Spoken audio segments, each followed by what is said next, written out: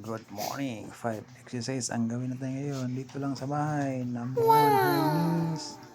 Yan, dito lang gagawin natin. 20 counts to mga ka-exercise. Ito, jumping jack. Yan. Simple lang. Pwedeng gawin to sa bahay. Pampag-good vibes lang tayo mga ka-exercise. Kaya nang panggagawin nyo. Sige, exercise na tayo. Yan, ito lang ito. Number 3, knee under. Yan, simple lang, madali lang gawin. Walang imposible, basta may pursige lang tayo. Tayo'y gagawin ang pag-exercise. Alright. Ito, mas mahirap to. Jumping jack, 20 counts din.